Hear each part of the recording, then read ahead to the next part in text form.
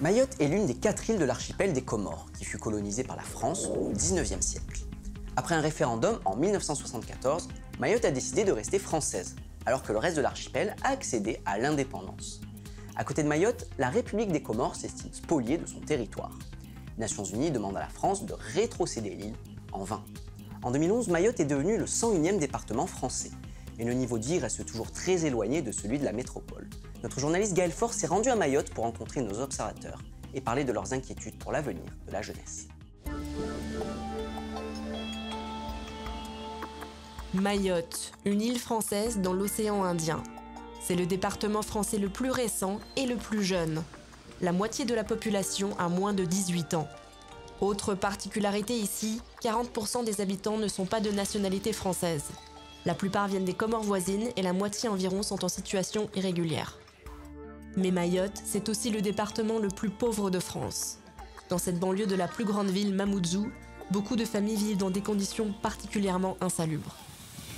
Bonjour, comment allez-vous? Ça va? Très bien, merci. Alors ici, on est à Kaweni, le plus grand bidonville de France. Et moi, j'ai vécu ici. Ici, la majorité des jeunes ne va pas à l'école. Ils traînent partout. Ils n'ont rien à faire. Et c'est comment les conditions de vie pour les jeunes qui habitent ici? Justement, je vais vous montrer en fait, comment vivent les jeunes d'ici. Vous remarquerez effectivement en fait, que partout où vous passez, en fait, il n'y a que des cases en tôle.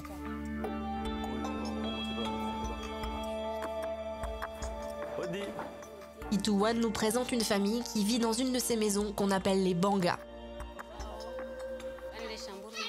Voici la chambre à coucher où je dors avec mon mari.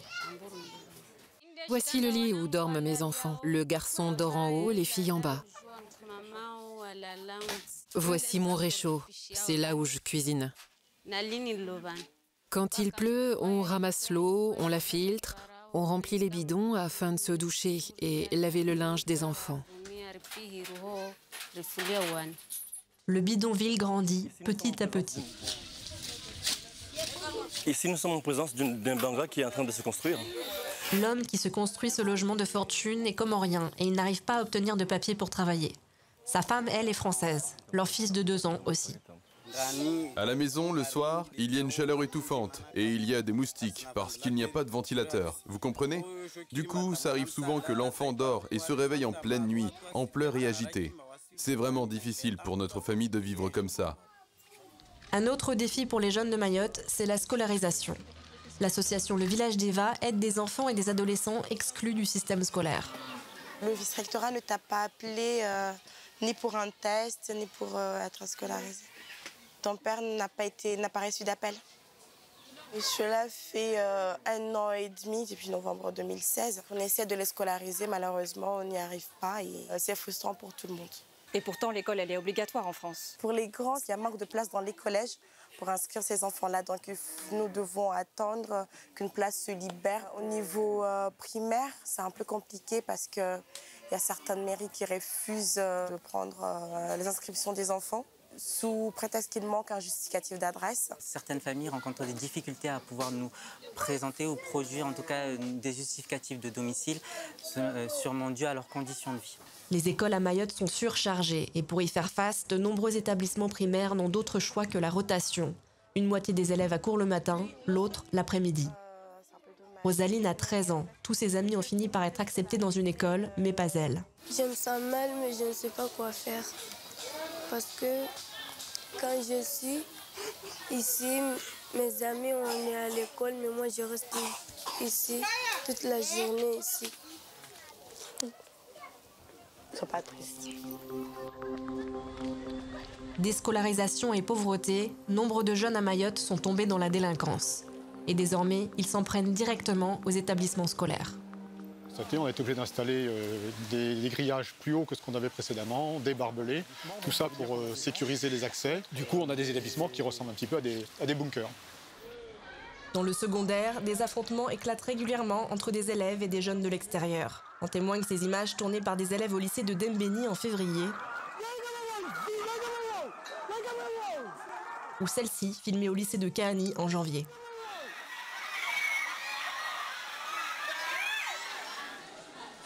Fin février, ces violences ont poussé des professeurs à arrêter de travailler et ont déclenché une grève générale contre l'insécurité qui a paralysé l'île entière pendant 2 mois. Il y a à la fois des phénomènes de rivalité de village, des phénomènes de bande qui font que Il y a des contentieux qui existent. Puis la rentrée 2017, on a quand même procédé à 4 confinements dans cet établissement. C'est-à-dire qu'on a été obligé de mettre nos élèves en sécurité, fermer le SAS qui est ici, mettre tous les élèves en sécurité dans les cours d'établissement, de manière à ce qu'ils soient hors d'atteinte d'événements qui se produisent à l'extérieur d'établissement. Jet de pierre, jet de bouteilles, tentative d'agression, tentative de raquette, etc. Donc dès qu'on est informé, aussitôt, on agit. Des gendarmes viennent désormais patrouiller plusieurs fois par jour. Et des parents d'élèves se tiennent même aux grilles de l'établissement. Sans carnet scolaire, les élèves ne peuvent pas rentrer. J'avais plus envie de venir au lycée. J'avais peur qu'on m'attaque. Je me sens mieux parce que je viens là. Je vois que c'est sécurisé. Je vois des agents partout. Mais pour cet enseignant, renforcer la sécurité ne suffit pas. Personnellement, j'ai enseigné pendant des années en région parisienne, en zone sensible, anti-violence. Et les scènes de violence que j'ai vues là, j'aurais jamais pensé qu'en allant travailler un jour, je puisse être confronté à ce type de violence. Des élèves avec des coupes-coupes, j'en ai vu dans l'autre établissement. Et quelles sont vos revendications? Nous demandons à ce que tout Mayotte passe en REP+, avec des moyens afférents. REP+, c'est-à-dire? C'est un réseau d'enseignement prioritaire, donc avec des moyens humains, des moyens matériels, pour que l'on puisse travailler normalement. Mayotte compte peu de structures d'accueil pour les jeunes. La maison des adolescents est l'un des rares espaces où ils peuvent s'exprimer sur les problèmes qui les touchent. Comme lors de cet atelier sur la violence, organisé par l'association Mlezi Maoré. Pourquoi on a besoin de se sentir protégé par une bande et pourquoi on ne se sent pas protégé tout simplement par la police ou par nous-mêmes ou par des adultes autour de nous? La police va dire qu'ils vont faire la quête. On m'a déjà agressé, on m'a tabassé, j'ai la douleur. Ouais. Il faut que je trouve des bandes qui vont le tabasser. En fait, si tu veux, toi tu réponds à la violence par la violence, c'est ça? Et est-ce que c'est bien ça? C'est pas bien. Pour le directeur du pôle jeunesse de l'association, les changements causés par la départementalisation de Mayotte entraînent une perte de repères. On parle de juge, on parle de procureur, on parle de la préfecture, enfin d'un certain nombre d'autorités qui sont éloignées des villages. Et on sent qu'il y a quelque chose qui est déstabilisé à Mayotte sur la question de qui fait autorité à Mayotte. La plus haute autorité à Mayotte, c'est Dominique Sorin, le nouveau préfet qui a été nommé en mars en pleine crise. Il renvoie à un plan de travail toujours en chantier. Il n'est pas normal qu'un territoire français ait un tel décalage en termes d'équipement par rapport à ce que peut attendre un citoyen français. Donc oui, il faut faire plus d'écoles, il faut faire plus de logements sociaux, il faut qu'il y ait plus d'assainissement. C'est ce qui a été prévu dans le plan du gouvernement sur lequel nous sommes en train de travailler, pour lequel j'ai été missionné dans ce contexte-là, pour qu'il y ait des retours rapides sur la vie quotidienne des Mahorais. Face aux problèmes d'insécurité, les citoyens s'organisent eux-mêmes.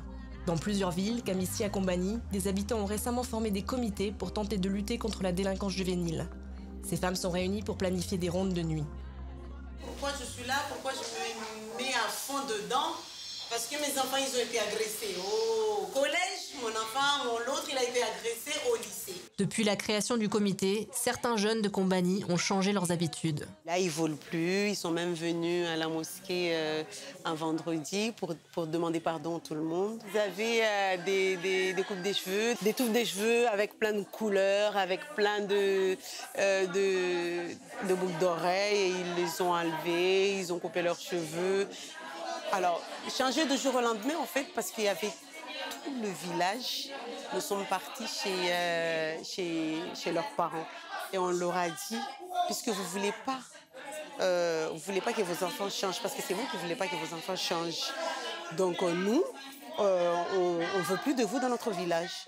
Vous partez de notre village, vous allez dans un autre village. Faouria Bounou assure que le comité citoyen n'use pas de violence. Pour moi, c'est jamais une bonne idée de frapper un enfant. Pourtant, plusieurs habitants de Combani rapportent que certains hommes du comité ont frappé des jeunes qu'ils considéraient comme des délinquants ou qui buvaient dans la rue. Cet homme dit avoir été témoin de tabassage à 2 reprises. Moi, le moment que j'ai assisté à ça, je n'ose pas dire stop.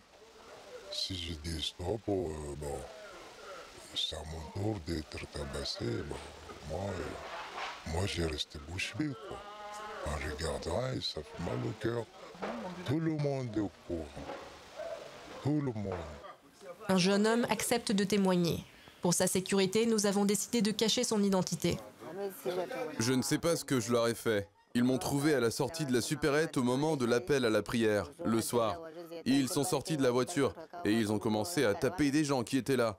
Ensuite, ils m'ont attrapé comme ça. Ils m'ont mis dans leur voiture. Ils m'ont amené sur un terrain sauvage. Ils m'ont recouvert le visage et ils m'ont frappé avec un manche à balai. Même si j'étais un délinquant, j'ai arrêté tout ça depuis qu'il y a les comités. Je veux plus faire ça. Je buvais de l'alcool avant, mais maintenant, je ne fais que fumer des cigarettes. À la nuit tombée, un autre jeune de Combani accepte de nous parler. Il confesse avoir racketté des habitants et volé des sacs à l'arraché. Donc là, c'est toi avant. C'est moi avant. Mais au mois de mars, il affirme qu'avec plusieurs de ses amis, ils ont été mis dans des coffres de voitures, isolés, puis frappés par des hommes du village. Il y en a un qui m'a tapé avec un bâton au ventre. Quand il m'a frappé, je me suis baissé, comme ça. L'autre m'a mis un coup de pied sur la tête.